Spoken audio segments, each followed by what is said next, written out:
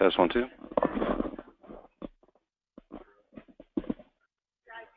Hey, good morning, Bruce. Hey, good morning, Johnny.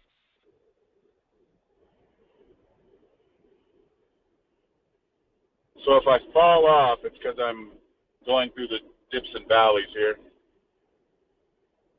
All right, you can just call back in if you need to, okay? Yep, that'll work.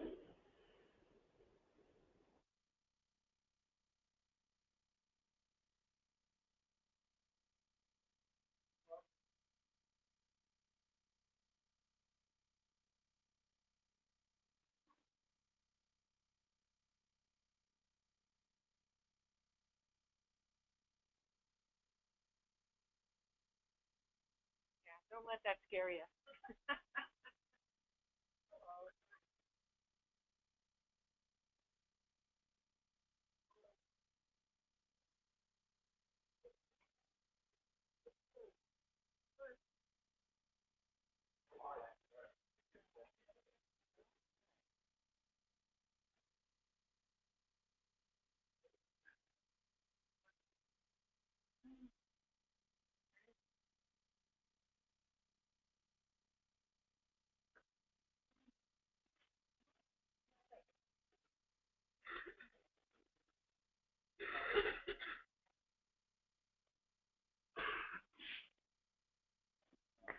Good morning, everybody.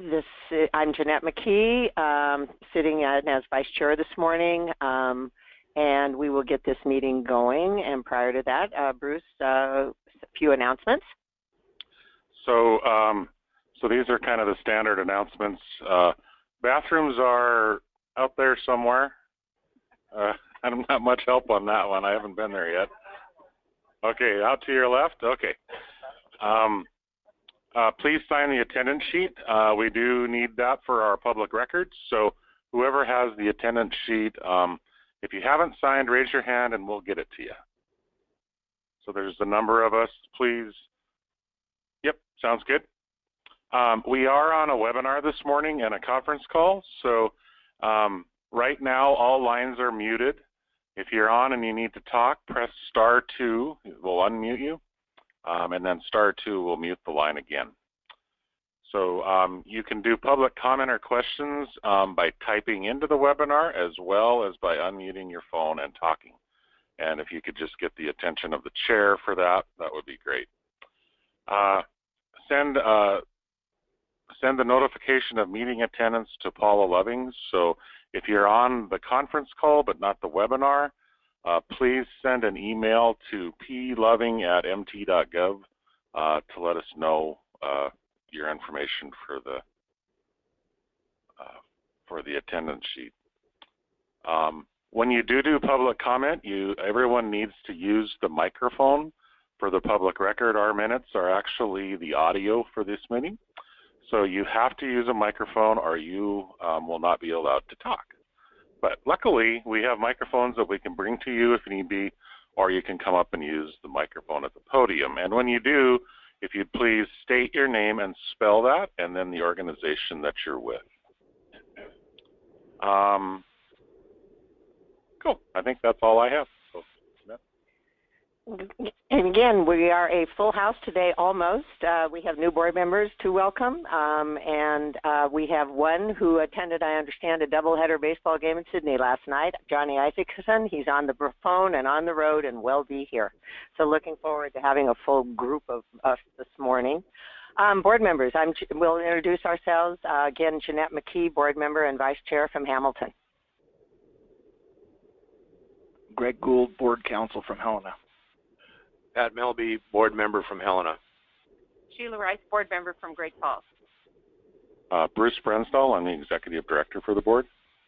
Amber Sunstead, board member from Billings. Eric Schindler, board member from Helena. Bob Gochi, board member from beautiful Ronan, Montana. And those on the phone, could you please identify yourselves? John Wagner from Cutac Rock. This is Johnny McCluskey, new board member, Billings, Montana.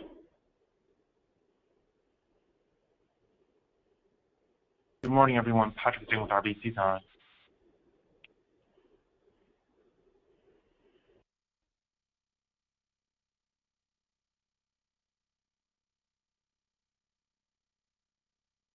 Judith Kara on the webinar. All right, Mary, why don't you go? And then if anyone else comes, well, if they're not on the line yet, they wouldn't know that. Never mind. We're going to have a little humor this morning. Mary Bear, Multifamily Program Manager in Helena. Good morning, Stacy Collette. I'm the Executive Operations Manager for the Board of Housing. Vicki Bauer, Homeownership Program Manager with the Board of Housing. Mary Palkovich, Loan Servicing Program Manager for Board of Housing. Lisa Huff, Servicing.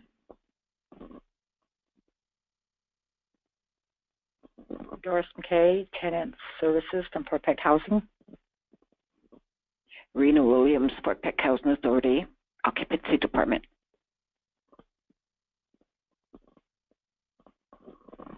Bonnie Craigie, Rural Community Assistance Corporation. Eileen Picars, Rural Community Assistance Corporation.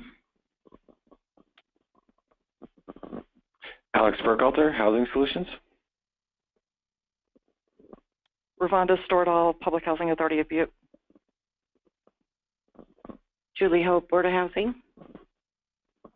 Hannah Rotter, Board of Housing. Kelly Guerrilla, Board of Housing.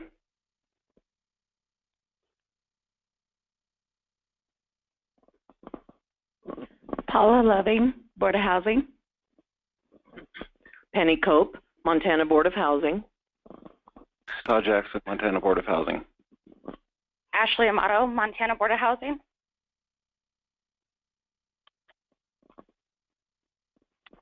John St. Peter, St. Peter Law Offices. Jim Morton with the Human Resource Council serving Missoula, River Valley, and Mineral counties. Jason Harvey with St. Peter's Law Offices. Jan Trainer with Department of Military Affairs, Montana Disaster Emergency Services. Heidi West, Missoula City Council.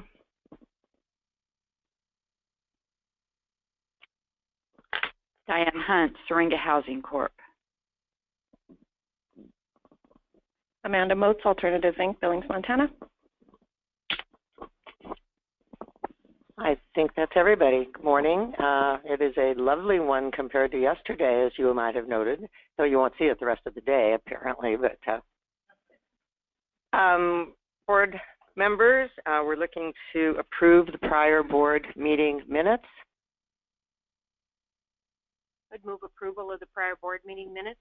I will second it. It's been moved and seconded to approve the prior board meeting minutes. All in favor, say aye. Aye. Any opposed?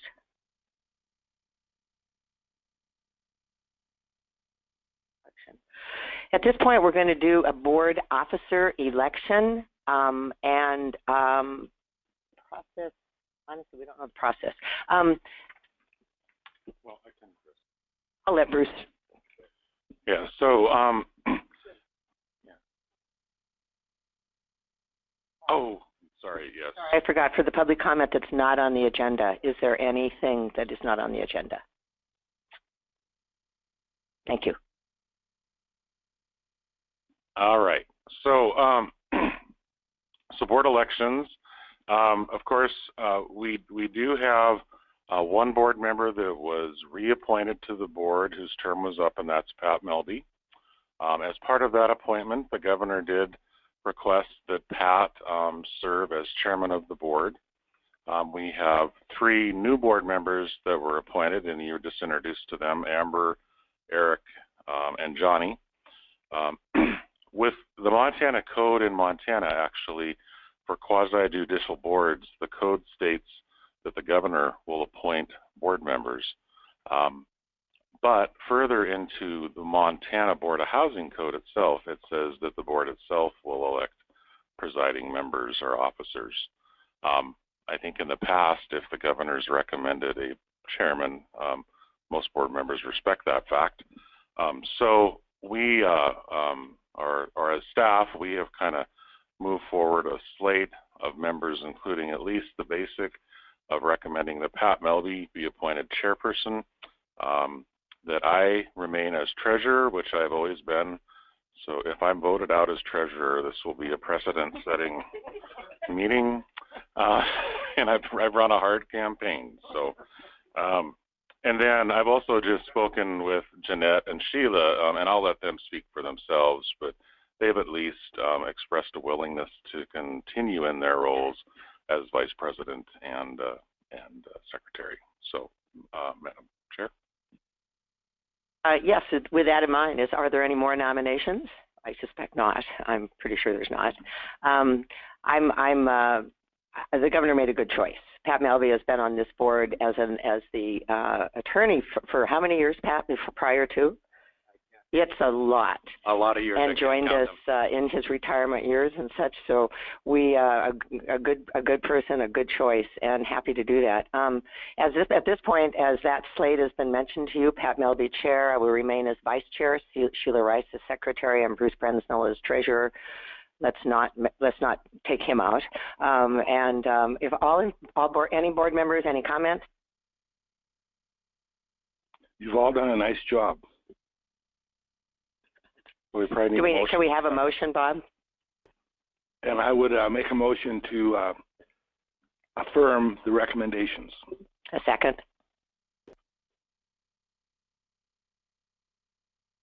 Second. Moved and seconded that we approve the slate of officers as presented. All in favor, say aye. Aye. And when you do your vote, just use the mic too, please. Thank you. Pat, let's change places.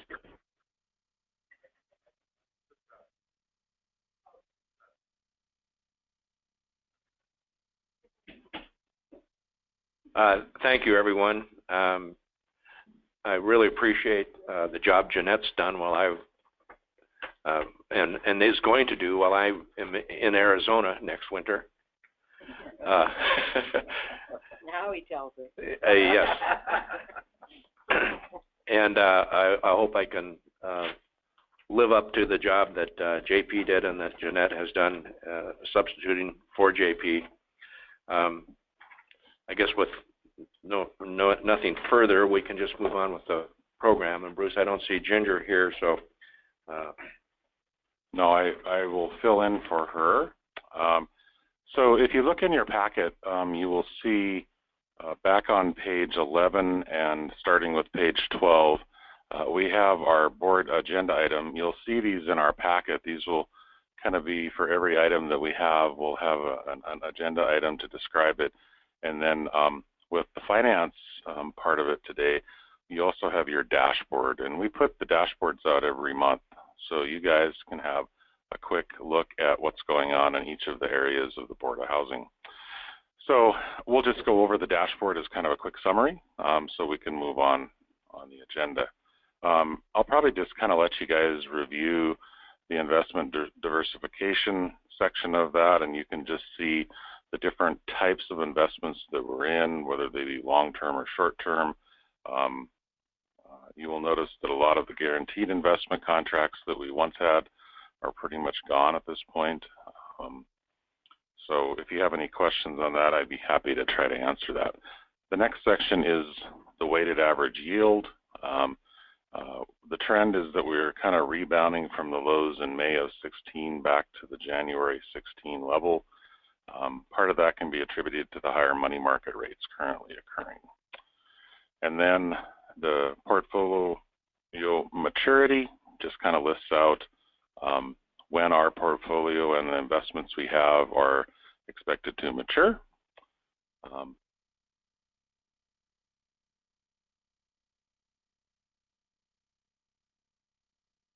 And that is really kind of the update for the investment side of things.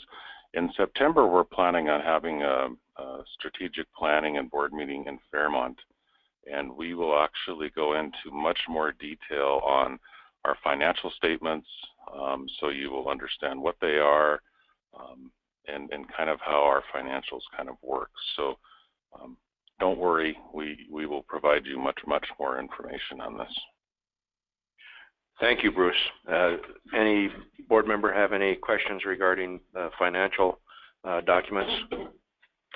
I'm sure we'll have an opportunity later in the training session to discuss them further if you'd like.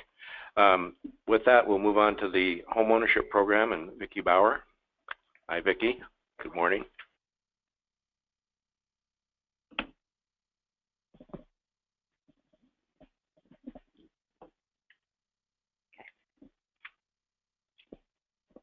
Good morning and welcome new board members.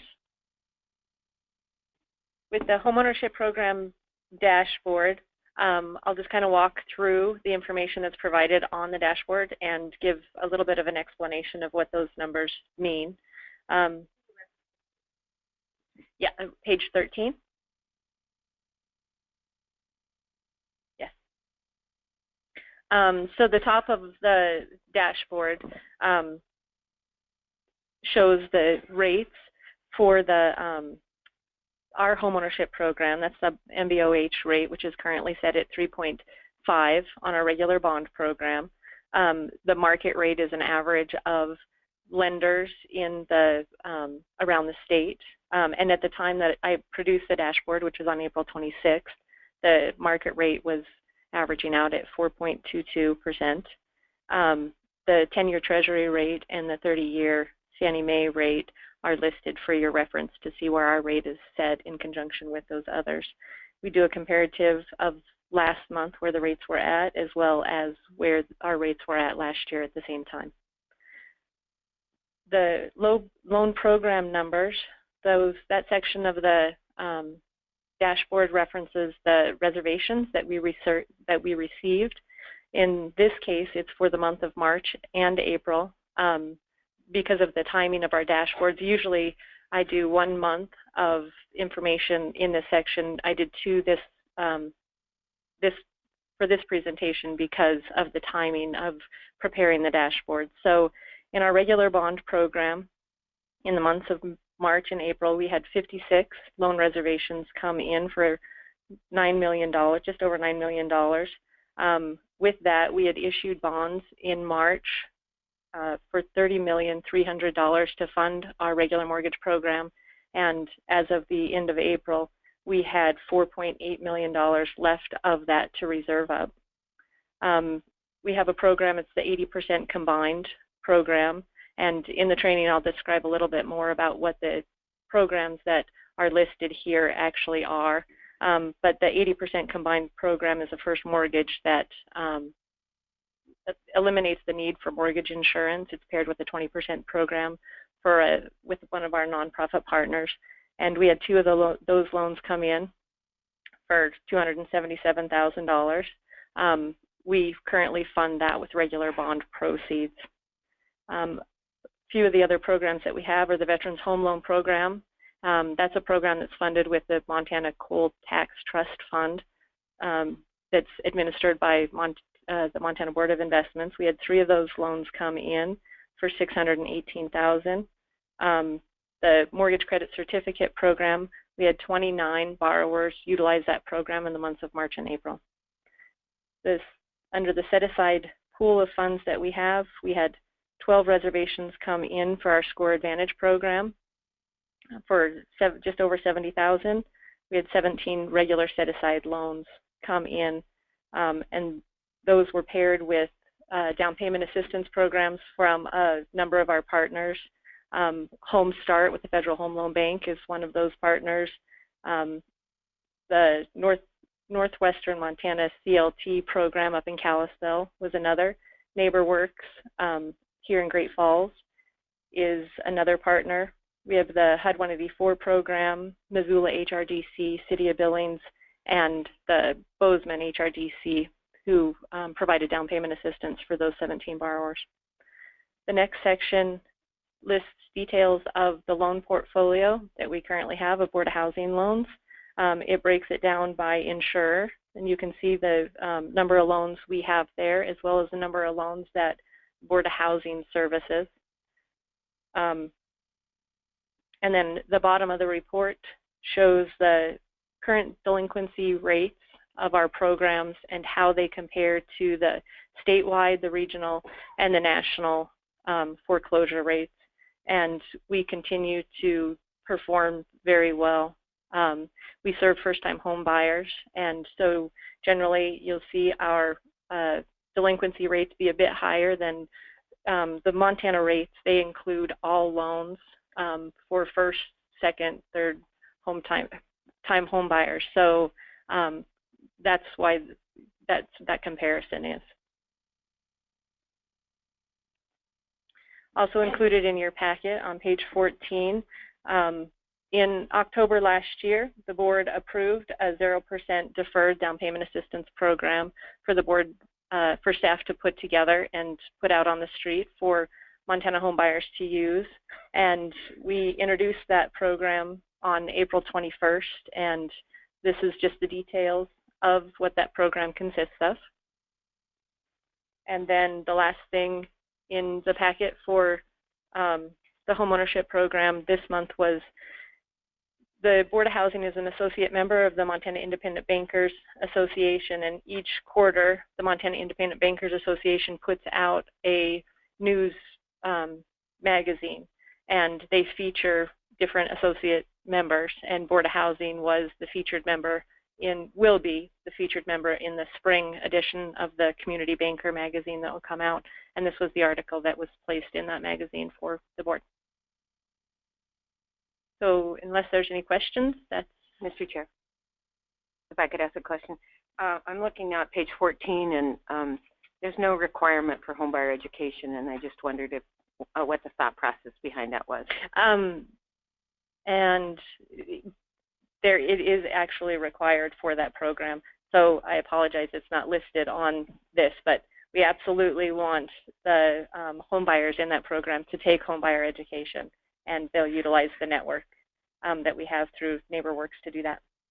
Great, thank you. Thank you. That was the right answer. We'll fix it. Are there? Yes, and we will update that.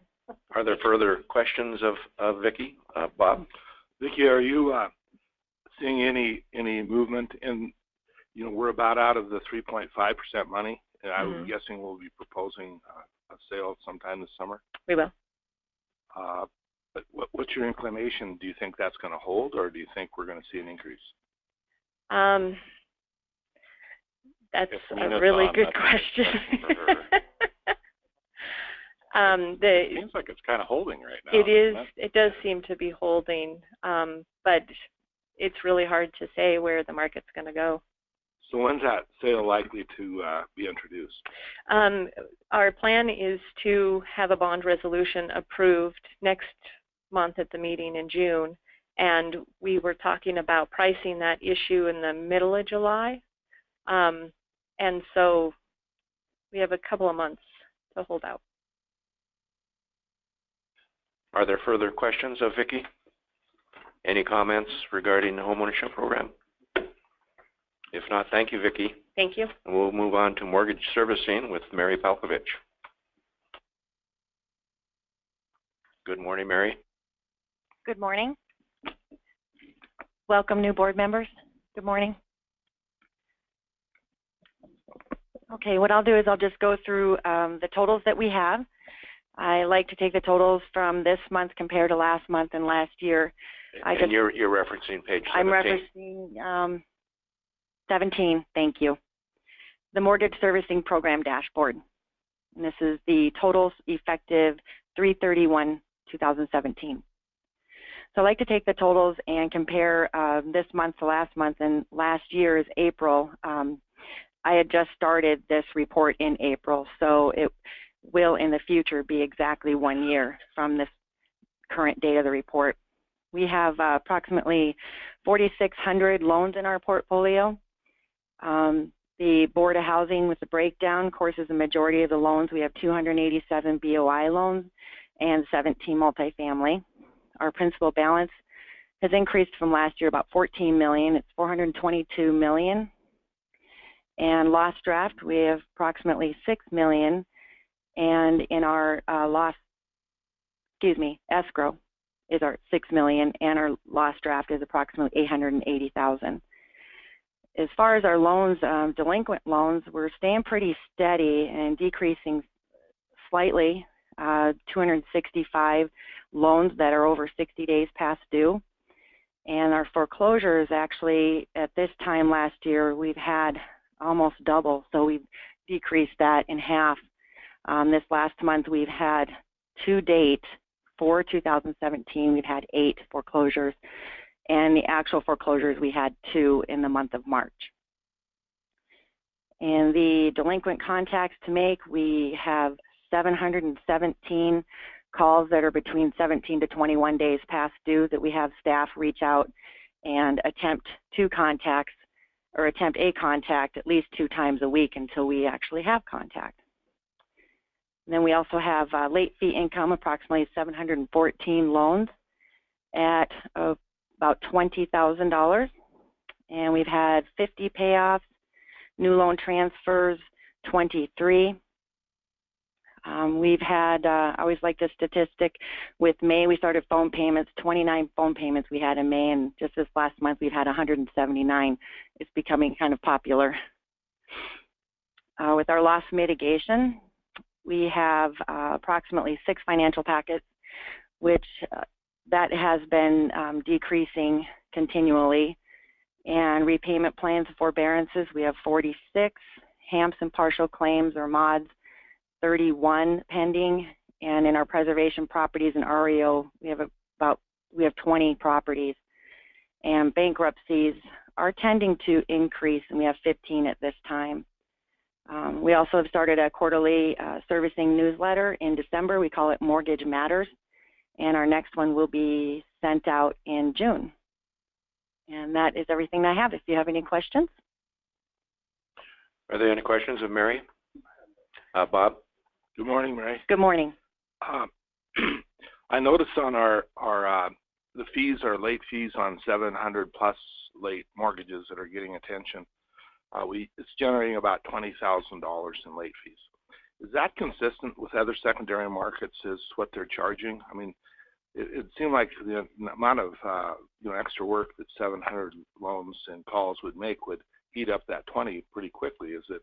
I'm just curious, are we in the ballpark with what other secondary markets charge for late fees? Yes, I believe so. And it is a percentage of the principal and interest, depending on what type of loan is what's charged for the late fee. So it's exactly what the industry has for FHA, VA, RD loans, conventional. So in some cases, you're saying you're bound by whatever their contract with yes. the lender was. Okay. Yes. Thank you. Yep. Mr. Chair.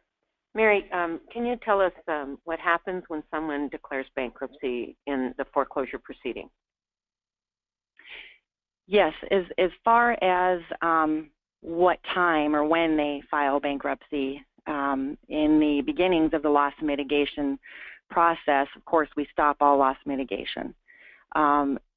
It just depends on what time in the process.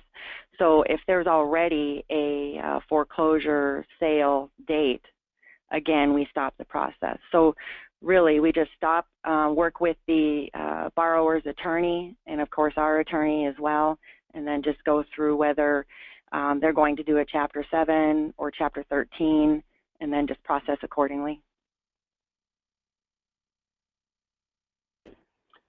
Are there any further questions of Mary? All right, thank you. Thank you, Mary. Okay, we can move on to the multifamily program with Mary Bear. And good morning to you as well, Mary.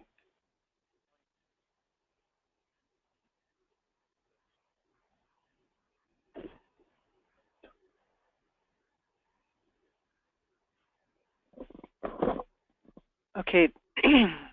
Good morning, board members, new board members, welcome. The first thing we have on the agenda this morning is the review and approval of the administrative rule that was put forth, and Greg has some information for you on that. Thank you, Mary. At the last board meeting, the board approved page 18. Yes, the agenda item is at page 18. The board approved staff to go ahead and publish the proposed administrative rule changes. Every year we do an administrative rule change to incorporate the most recently adopted version of the Qualified Allocation Plan for housing credits. And so this is a kind of a standard annual event in that respect. We also have several revisions to other rules and other programs which are pretty much in the housekeeping category, some things to update those rules or correct some things in those rules. And I'll go ahead and walk through those, and please feel free to ask if you have any questions.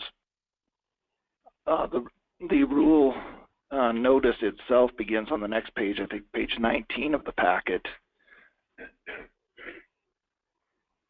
So this is the standard rule notice, which gives notice of a hearing and a date by which you can submit comments. The first proposed rule change has to do with the Homeownership Program, and the rule currently provides that a person can only have one Board of Housing loan out at a time, but with the down payment assistance loans that pair together with that first priority mortgage loan, we made a change so that there's an exception so the person can have both that first mortgage loan as well as the down payment assistance loan at the same time. And then the next rule item over on the next page to 8.111.304 on page 20 is the purpose of this is to, could you forward that to the next page, Penny, please? That's okay. Okay. There we go, 304. This provides that the staff will kind of maintain the list of fees and charges for the various programs and keep that fee schedule published on the website. Of course, always subject to board oversight, but more of an administrative updating process than formally having the board approve each specific change in fees or charges. The next two changes to 8.111.305 and 305A deal with approved lenders and approved servicers, respectively. And the rule currently specifies a minimum amount for errors and omissions coverage of $300,000. And the rule proposes to change that to just follow the amount that's required for that lender or servicer under Fannie Mae's requirements. So that will be a greater or lesser amount depending on the size of that lender's or servicer's portfolio. So this is more to just have it follow in line with industry requirements.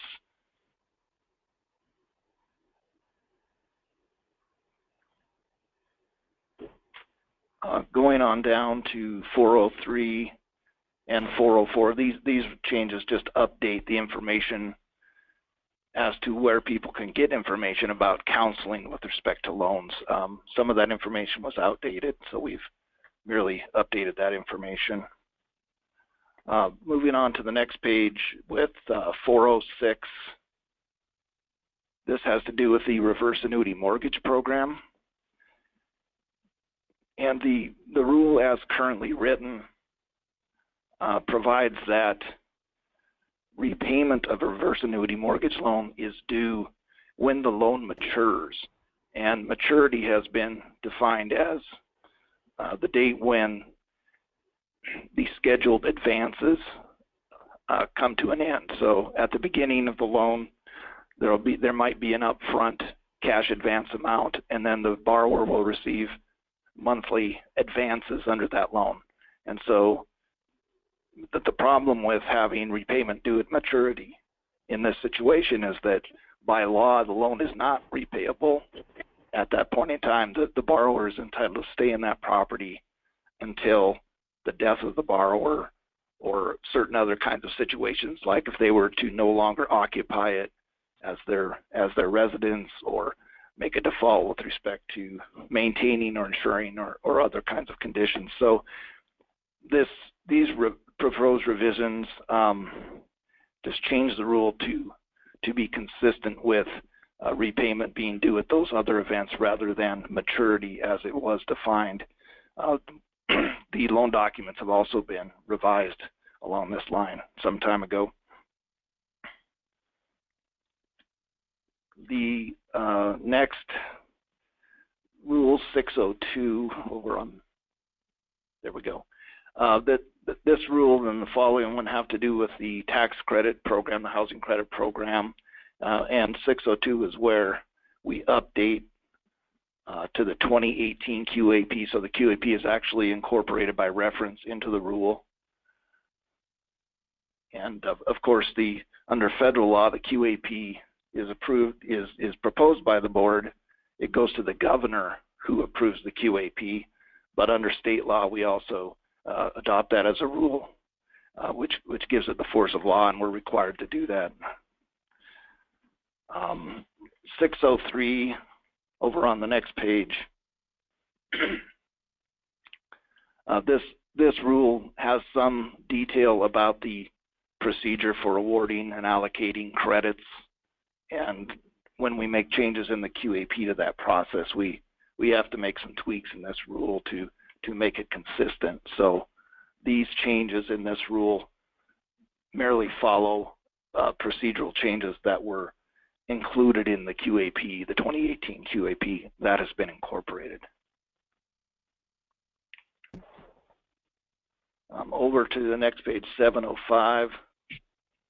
The first change, this rule refers to the mortgage purchase and servicing guide, which has requirements for lenders who make board loans.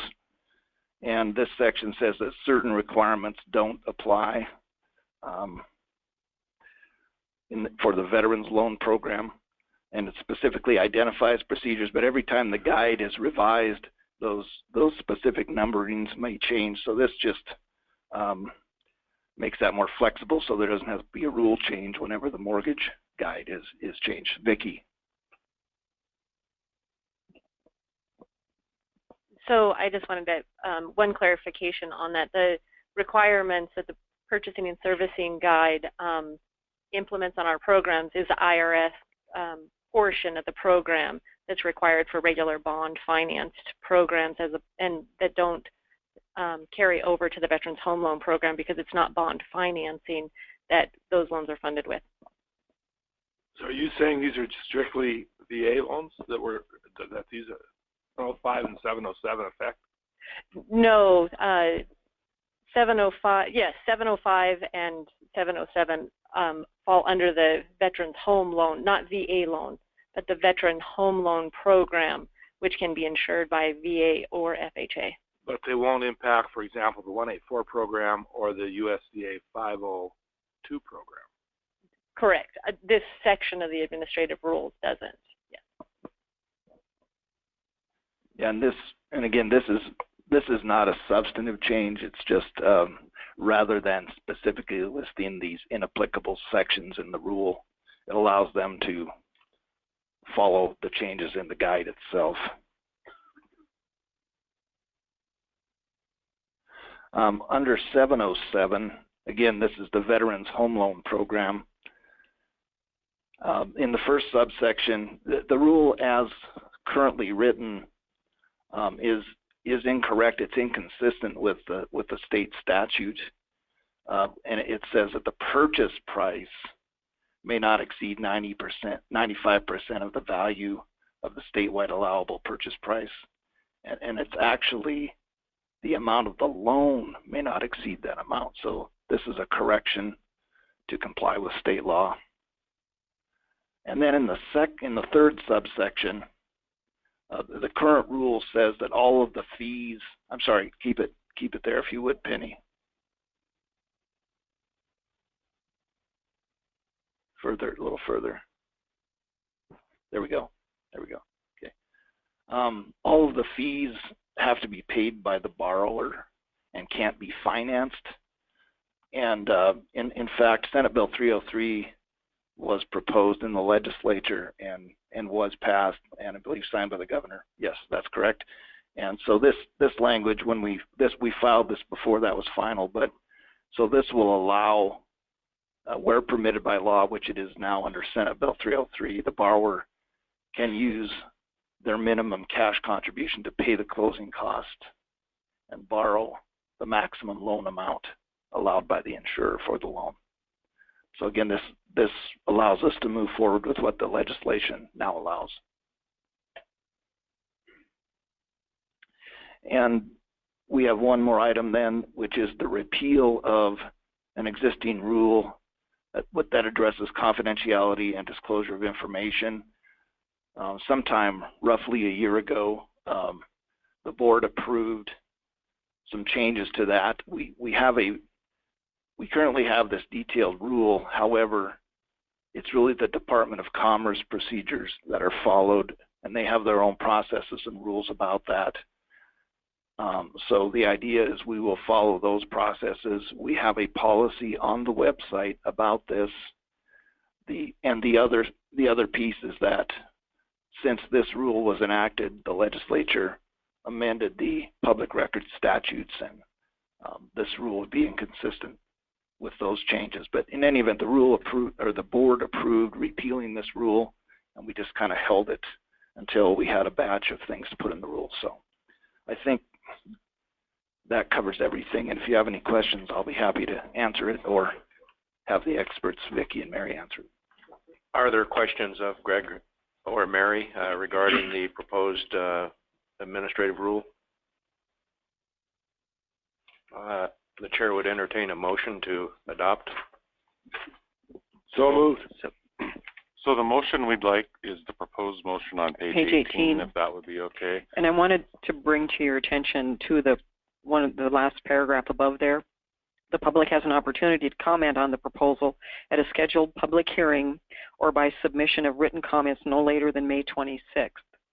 Assuming the board approves the published proposal at this meeting, it may wish to authorize staff in advance to adopt the rules as proposed without a further board meeting, in the event no substantial comments are received. If substantial comments are received, however, the board must then consider the comments and decide whether or not to adopt the rules, either as proposed or with modifications. My motion included all that. Bob's motion includes the proposed motion, or is the proposed motion on page 18. And I'll second that motion. Okay, it's been moved and seconded. Is there any discussion? Hearing none. All those in favor of the proposed rule, or the motion evidenced by page 18, please signify by saying aye. Aye. Aye. Opposed, same sign. Hearing none, motion carries.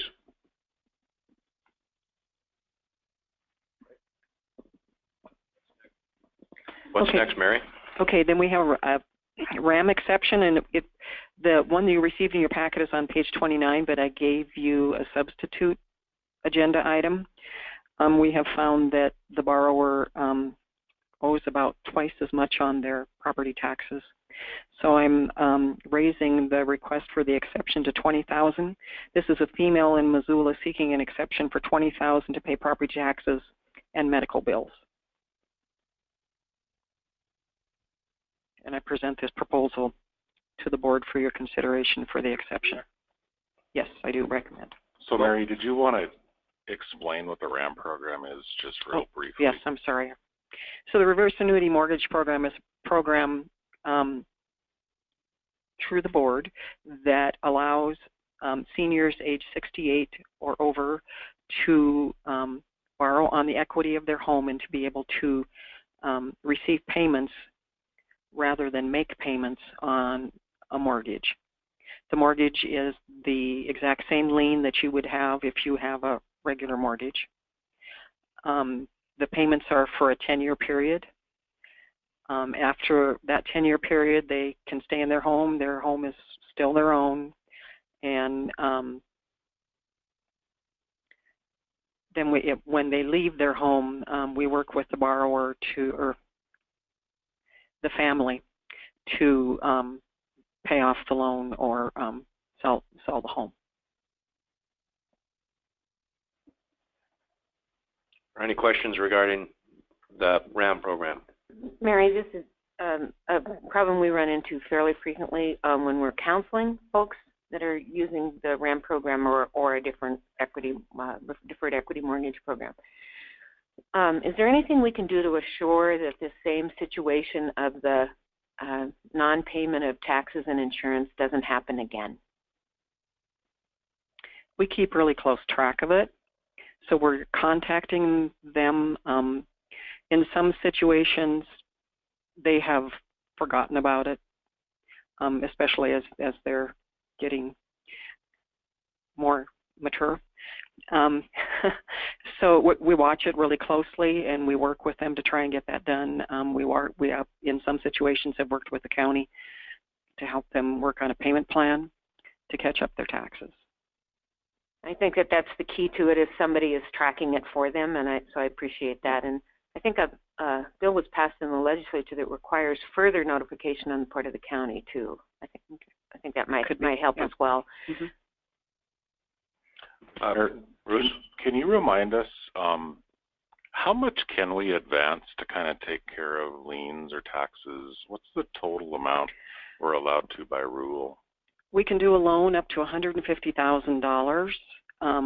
That $150,000 so includes the interest over a 10-year period. So it's hard to tell you how much exactly that can be, depending on how much they need up front. We're working, and what the home appraises for. We can only lend up to 80% of the value of the home for the appraisal, capped at the 150. So as far as the upfront payment, though, is the max that we can do $30,000, or for an exception at this point? Yes. On the exception part, the rule says that we can do up to $30,000. Several years ago, the board, I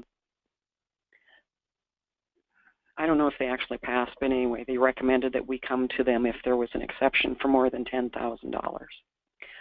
And so we've brought this one to you, but we want you to consider whether you want us to keep bringing these to you if they're less than $30,000, and maybe that's something that you want to consider for next month. Or if you want to make a decision now, that's, although it's not on the agenda. So yeah, I think have to be next month. I think we probably should wait and get that on the agenda and either deal with it next month or even at the strategic planning in September. Yeah, and we can do that. Just to clarify, though, too, by rule, actually, we would be required by rule to bring any upfront payment of $30,000 or above. So you guys would specifically have to allow anything above that. By rule, anything below that, we could just allow it.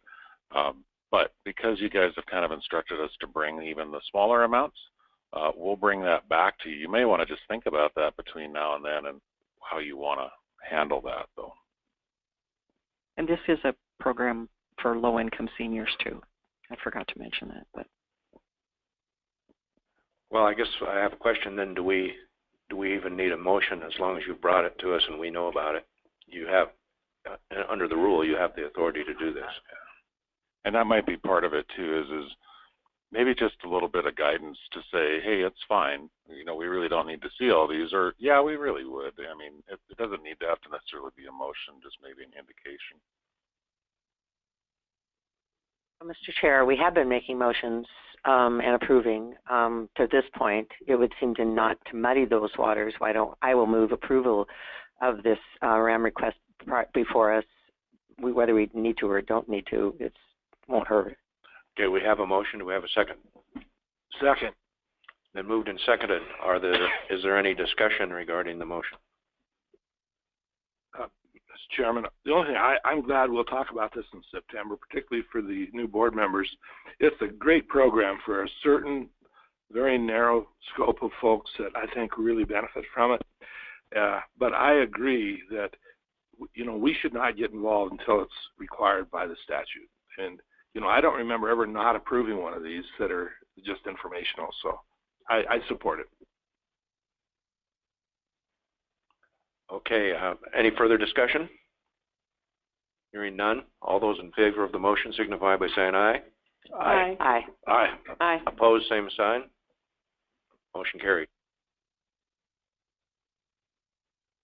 Mary, what do you have next? Okay, and then we have an additional agenda item that also was on your, placed on your, at your seat. Freedom's Path is the project, tax credit project out at Fort Harrison. It would be a loose sheet. Did I miss you? I think there's an extra one over there. No, it's a loose sheet that got put on top of it. Yeah. We passed it out right before the meeting.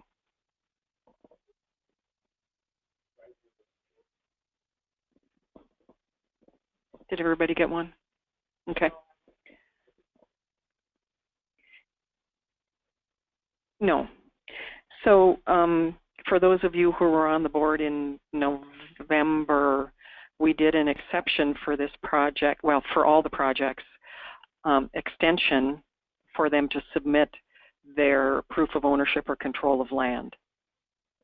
Freedom's Path has run into some roadblocks that have slowed their processes down and have requested an additional 3-month extension to complete and submit the proof of land control. Freedom's Path is one of the properties given an extension in December to close and submit the proof of ownership. This project has had additional issues in completing their lease with the VA.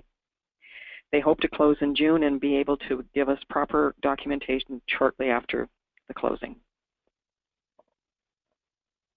And so I have a question, Mary.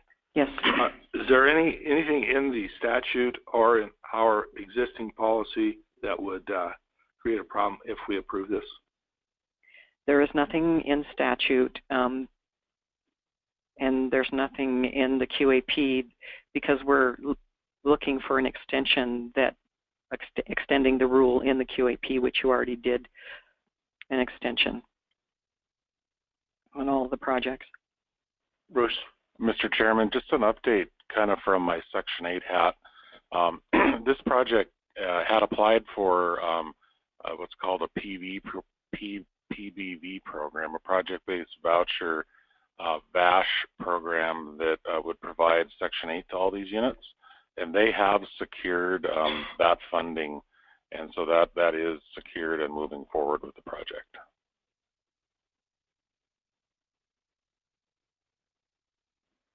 Okay, the board would entertain a motion on the exception requested by Freedom's Path. I'd move an additional exception be granted to Freedom's Path for a period of 3 months. Second. It's been moved and seconded. Is there further discussion? I just discovered that somebody had provided me with a detailed agenda script here, and I'm supposed to ask for a public comment or questions as well. So if there are no questions or comments from board members, is there any from the public? Okay, hearing none. All those in favor of the motion signify by saying aye. Aye. Aye. Aye. Opposed, same sign. Motion carries.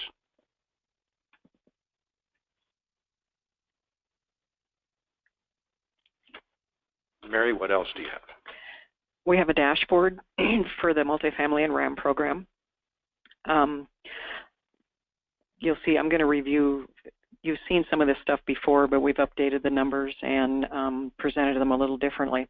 On the reverse annuity mortgage program, we have 76 active loans, $3,414,117 is the outstanding balance, and we have a little over $1.1 million of available funds for that program. Under the Housing Montana Fund, we have a TANF program, which for new board members, the original funds from that came from TANF at DPHHS, and these funds can be used to do down payment assistance loans through NeighborWorks Montana. We have 62 of those at this time. $338,460 outstanding, and we have $337,220 available for that program. Revolving loans are a small gap financing tool for multifamily and tax credit projects. We have 3 of those active right now with an outstanding balance of $450,662, and the available balance has been pledged to a new loan. We also have affordable housing program loans that came through the Federal Home Land Bank in the late 90s. There are 8 of those, and the outstanding balance is $1,512,000 plus. And the regular bond program, loans that the board has made outside of the Housing Montana Fund, we have 11 loans outstanding, or active loans with $1.6 million approximately outstanding on those. Conduit are bond deals that we have done, tax-exempt bond deals for multifamily. So we have 6 of those with $26,250,000. There is no debt on those to the board. And we have risk share loans that are a guarantee with FHA. We have 8 of those loans outstanding at 7.3 approximately outstanding balance. The housing credit assets that are administered and protected by the multifamily program are a total of $485,499,960 worth of credits. There are 240 projects, and at the present 7,444 units with families served. The next section is the housing credit projects that have been awarded and the stages that they're in. I'll just let you guys read over those and get back to me if you have any questions. The compliance team is busy out on the road. So far they've done, this was a week ago or more. They've had done 31 site visits, which means 31 projects visited and 401 units. I think they did another 6 or 8 last week with almost 200 units. We also had a project that was a tax credit project that was awarded credits in 2007 and received some ERA funds in 2009. The board members that have been sitting on the board are aware of this, Makoshika and Glendive. That project had substantial structural issues and ended up being closed and condemned by the fire department. There were outstanding dollars due to the Treasury through the ERA funds that we actually could have been liable for at the end of the day, and they were able to come up with those funds and have paid us those, and those funds have been sent to Treasury.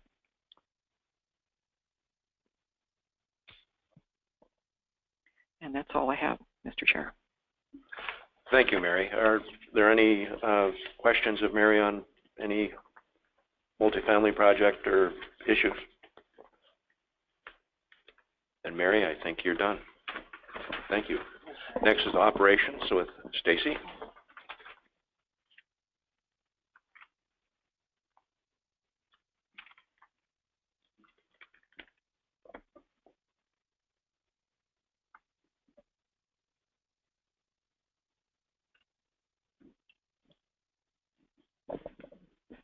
All right. Good morning. Chairman Melby, honorable board members, welcome new board members. I'm Stacy Collette. I'm the Executive Operations Manager of the Montana Board of Housing. You'll see my dashboard, I believe, beginning on page 32-ish. No, a little bit further in your book. Essentially, I just wanted to report this morning that we are just about fully staffed. We have 1 position vacancy in tenant-based Section 8. On the board side, We have full staff, which is fantastic, and as many of you may have noticed, with the shift in staffing, we have Todd Jackson, who's taken on our public relations position, and we've changed some roles and responsibilities around. Penny is also working on marketing and outreach efforts, and we're working extensively with the new Department of Commerce Public Information Officer. That's resulted in several fantastic press opportunities, some opportunities for Bruce Brenstall, yours truly, to be in the media. Missoula, I believe, is now going to be a regular recurring event for Bruce and a morning radio show talking about affordable housing in the state of Montana. So we're enjoying that new ramp up and actual more public awareness and conversation about affordable housing. We are diligently working on our efforts for Fannie Mae seller servicer approval. We've had some really good progress in this last quarter, actually, helping to get our quality assurance ready to go for review by Fannie Mae, and we'll have some opportunities here at this conference to talk with a Fannie Mae rep as well to see if we can move that forward. I'll entertain questions. Are there any questions of Stacy? Are there any questions or discussion from the public for Stacy? I think not. Thank you. We'll move on to marketing with Penny.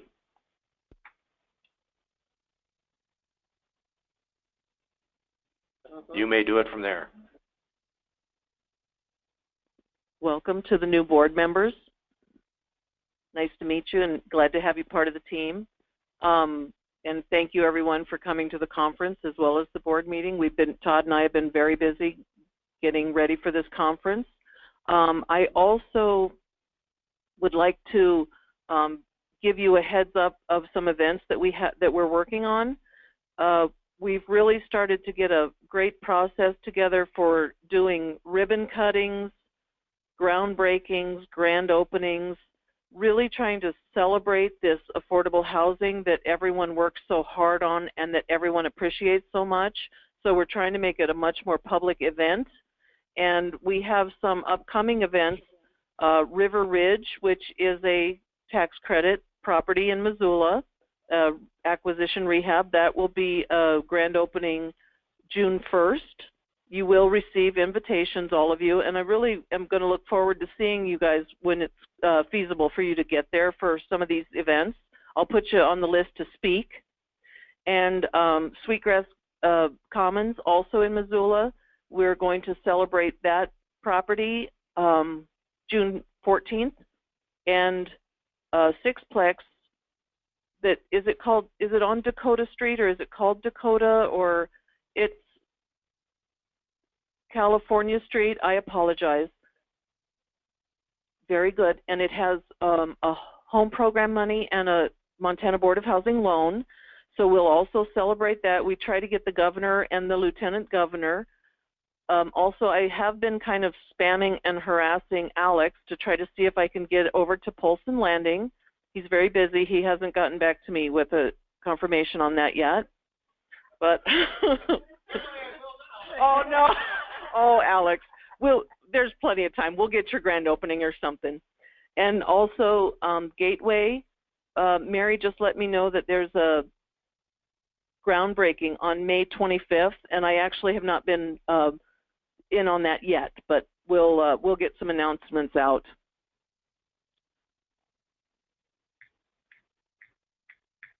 We have, Todd, are you going to talk about this stuff here? I'm going to let you. You see, it's the bond closing. It's all your press stuff that you've done, okay? Thank you, everyone. Thank you. Any questions of Penny? Any public comments or questions for Penny? All right, thank you, Penny. Bruce will have the executive director's update at this time. Yeah, Todd, did you have something to add? So I was just going to say, I'm sorry. I thought I heard Penny saying something down there, but I couldn't. It was away from the mic. Sorry.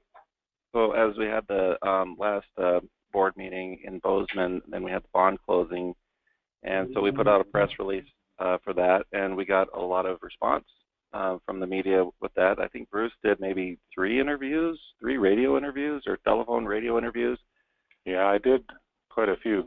Jim Morton actually heard me on the Missoula show, and he did say I sounded somewhat coherent, and yeah, so that was encouraging. Yeah, Bruce has been doing a really good job on live radio and recorded radio interviews. Oops. Oh, I don't know. Oh, thanks. And also too, yeah, we had a the Fair Housing Month was in April, and so we did a bunch of press releases and some op-eds as well. And also we had a tour of the Guardian Apartments, the 118-unit rehab and preservation project there in Helena.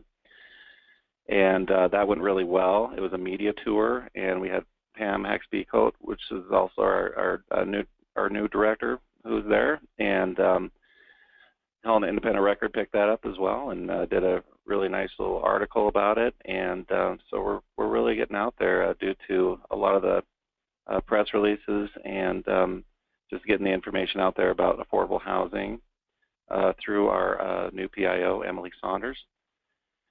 And coming up in June, too, is Homeownership Month. So we're going to be planning on doing a few things to focus on home ownership and some of the programs that we do. All right, thanks, Todd. So I'm going to try to be pretty quick here so we can get into our training. We were hoping to start by 9:30, but we're just a few minutes behind schedule. Just a reminder that in June we have our board meeting in Helena on the 26th. It'll be at the Radisson where you folks will be staying, but that is the meeting that you will be deciding which letters of intent that will move forward to full applications. So an example, last year we had 20 letters of intent from projects across the state, and you will invite 8 of those to move forward. We'll see what this year looks like. No meeting in July or August. In September, we're going to have a meeting in strategic planning in Fairmont on the 10th and 11th, so please get that on your calendar. In October is the annual conference for the National Council of State Housing Agencies. That's our national kind of organization. It's in Denver this year, so if board members or any board members are interested in attending that, let me know. We're approved to have 2 board members attend, so let me know. In November, get the 20th on your calendar because that one won't move. It's in Helena, and that's when you do the final award for housing credits. And then in January, we will be presenting to you the 2019 qualified allocation plan for the housing credit program to put out for public comment. Staff spent last week down in Boise at the Mountain Plains Regional Housing Summit. It was very interesting, and of course we learned a lot of things. This year we didn't have any board members, but traditionally we do. Next year it's going to be in Lincoln, Nebraska, so you can think about that. Basically, the 2 bills in the legislature that we had were House Bill 26, which allows us to service loans that are not the Board of Housing's. Of course, the issue with that is they put a termination on it after 4 years, which becomes a problem when you're servicing 30-year loans. But we'll continue to work on that. And Senate Bill 303 was the one that allows us to use the money the borrower brings to the table on the Veterans Home Loan Program and use them towards closing costs. I think the rest of it, the last sheet, I just wanted to explain for new board members. The Section 8 program is not actually programs that you guys provide policy for, but they are within the division, so I'm responsible for administering those programs. So we provide this to you as information, but also looking for input as we do our strategic planning and things down the road. So right now, the Section 8 kind of business area is serving over 7,600 families or households and providing over $3.6 million per month in rental subsidy for folks out in Montana. So that's actually quite impressive, and we're pretty much operating at full capacity there. We will have our training immediately following this after about a 5-minute break. You know, I would encourage, if folks want to sit here, it's fine. If you want to go sit at a chair, but we do want to still use the mics during training because John Wagner and Mina Chu and a few others will be on the phone to help out. So it's fine if you spread out. It's just use a mic if you have a question or you want to talk. So I'll let you go. All right. Any further, any new business to bring before the board? Mr. Chair, I had a question for Bruce. Bruce, does the Section 8 program maintain waiting lists? Yes, and I believe when I looked at my last waiting list stats, we've got Paula about 3,600 on the waiting list also. If you could include that in the update, I think it'd be helpful, and we can see what the need is compared to what we can do. That is correct. It is currently at 3,600. That did result from the annual waitlist status update where we send out information, the current information that we have on file for the applicant, and they need to respond to us verifying that their address is the correct or change it. If there's failure to respond in any way, then they are removed from the list. So this entire process, we dropped about 4,000 people across the entire state. We do give them about, due to mailing times, we give them about, it averages out, they have 20 days to respond, but the reality is that we give them about 2 months to respond to that entire process through the informal hearings if they receive it late. So there is plenty of time to reach out to them, and we do give them plenty of time to respond, and then they just gradually go back. But we're currently probably right around 3,600. And so maybe what I'll do is on a quarterly report, I was putting it in the administrative dashboard. I don't know if that would help just on a quarterly basis. And the main reason for that is because we have utilized all the funding for the Section 8 program, the occupancy side of that. And so what that means is that all of the funding that we have to place for rental units is out on the streets of Montana. So we have utilized all of the funding, and so the only way that we can actually get new people into the program is when people leave the program. And so the waiting list will start to gradually grow until we can get to that place where either more funding or stabilization between households and they start to leave quicker. So it's about 3,600, and we will provide that. Thank you. This is Johnny. This is Johnny McCluskey. I have a quick question, Bruce. Are those numbers broken down by communities? Are you talking about the wait list numbers? Yes, the wait list. Sorry. Yes, we can provide it on a regional basis. Okay. Thank you, Johnny. Are there further questions of Bruce? Is there any new business to bring before the board? Last chance for the public to make a comment if you want to bring anything before the board. All right, and with that, I guess we can adjourn. Yep, so just stick around for the training. Folks are welcome to join us. I think you'll find it interesting if you do.